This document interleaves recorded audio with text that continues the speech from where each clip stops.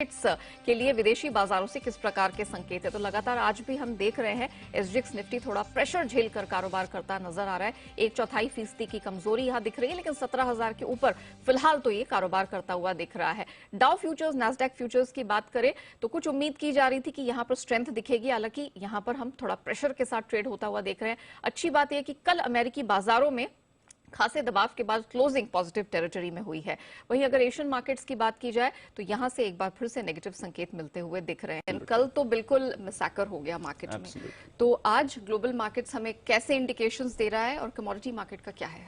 नेहा, ऐसे दिन बहुत रेयर होते हैं मार्केट्स में जब आप इस तरह की वॉलिटिलिटी देखें और इतना बड़ा प्राइस ड्रॉप और उससे भी ज्यादा रिकवरी। इनफैक्ट मैं कुछ डेटा देख रहा था, 2008 के बाद यानी कि 14 सालों के बाद आपने बाजार में इतना बड़ा उतार चढ़ाव एक ट्रेडिंग सेशन में देखा है। और कल ऑफ कोर्स आपने देखा ही होगा, अगर आप रात 11:30-12 बजे तक बाजार ट्रैक कर रहे थे तो आपको डाउ 1100 पॉइंट्स नीचे दिखा होगा, एसजीएक्स पर 350-400 की गिरावट दिखी होगी, टेंशन में आप सो नहीं पाए होंगे। और अगर वही आप आज सुबह बाजार को देखेंगे तो जबरदस्त रिकवरी के साथ अमेरिकी बाजार बंद हुए। बट ऑफ कोर्स एशिया के बाजार अभी भी नेगेटिवली रिएक्ट कर रहे हैं। अच्छी बात यह है कि निचले स्तर से रिकवरी भी आ रही है, एसजीएक्स भी अब रिकवर होकर 17,000 के ऊपर है।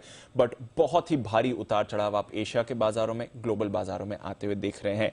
कल शाम हमने देखा 6 दिन की गिरावट पर वैसे तो ब्रेक लगते हुए दिखा है अमेरिकी बाजारों में, बट इस तरह की वॉलिटिलिटी बहुत रेयर देखी जाती है, जहां पर 1 पॉइंट पर डाउ इंट्राडे में 1100 पॉइंट फिसलने के बाद लगभग 1200 पॉइंट की रिकवरी के साथ 100 पॉइंट ऊपर दिन की ऊंचाई पर आपने बंद होते हुए देखा। वहीं अगर आप नैस्डैक की बात करें तो इंट्राडे में 0.6% की गिरावट, इंडेक्स पर 0.6% की गिरावट थी और एंड ऑफ द डे देखिए 0.5% ऊपर इंडेक्स बंद हुआ। S&P 500 भी निचले स्तरों से करीब 4.5% रिकवर होकर बंद हुआ। आपको ये दिखा रहा है किस तरह की वॉलिटिलिटी कल बाजार में रही। अच्छी बात है कि निचले स्तरों पर बार्गेन बाइंग हुई है, डिप पर बाइंग हुई, क्योंकि फंडामेंटली कुछ नहीं बदला है, नतीजे भी अच्छे आ रहे हैं कंपनीज की तरफ से, बाकी भी इकोनॉमी की स्थिति अच्छी है, सिर्फ वो रेट बढ़ने के डर से हम देख रहे हैं ऐसी वॉलिटिलिटी है।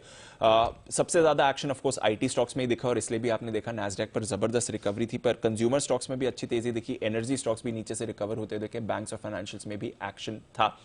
अब पूरी की पूरी नजर फेड की बैठक पर है। आज से 2 दिवसीय एफओएमसी की बैठक शुरू हो रही है। कल शाम फेड का फैसला आएगा तो देखना पड़ेगा थर्सडे को हमारे बाजार इस पर कैसे रिएक्ट करेंगे। इसके अलावा नतीजों पर भी नजर है। दिग्गज माइक्रोसॉफ्ट के नतीजे आज आने वाले हैं, साथ ही Johnson and Johnson, 3M, GE, American Express, कुछ और दिग्गज कंपनीज यूएस की जो आज नतीजे पोस्ट करेंगे, तो ये भी एक एडेड फैक्टर होगा बाजार की वॉलिटिलिटी का। यूरोप के बाजार ऑफकोर्स अमेरिका की रिकवरी से पहले ही बंद हो गए, इसलिए यूरोप में आपने कल 2.5 से 4% की बड़ी गिरावट आती हुई देखी, तो वहां पर एक इंपैक्ट जरूर था। कच्चे तेल में भी हमने सुस्ती देखी, करीब 2% नीचे था, आज सुबह थोड़ा रिकवर हुआ है, 86.5 के आसपास आपको ब्रेंट ट्रेड करते हुए दिख रहा है। सोने में कल खरीदारी देखी, 1840 के ऊपर गया, थोड़ी सेफ हेवन बाइंग भी आई सोने में कल। और इसके साथ ही डॉलर इंडेक्स में भी मजबूती है, करीब 2 हफ्ते की ऊंचाई पर है डॉलर। बट ऐसी वॉलिटिलिटी बहुत रेयर होती है और इतनी बड़ी गिरावट के बाद उससे भी ज्यादा बड़ी रिकवरी भी रेयर होती है, बट यही कल बाजार का एक्शन दिखा। फिलहाल आज एशिया में हमारे बाजारों में भी ऐसी वॉलिटिलिटी शायद आ सकती है। चलिए, तो मार्केट का मूड मिजाज तो फिलहाल उतार चढ़ाव भरा